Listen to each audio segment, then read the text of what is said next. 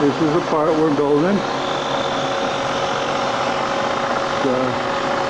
On our milling machine, a lot of groove parts, the prototype, and this is the machine we've retrofitted with the Camsoft hardware and software. It was a Series 2 Bridgeport, which is right over here,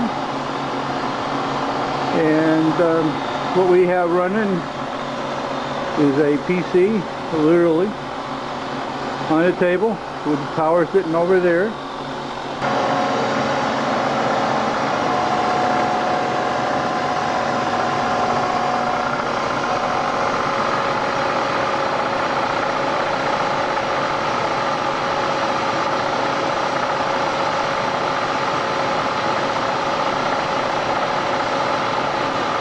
This is what we're running.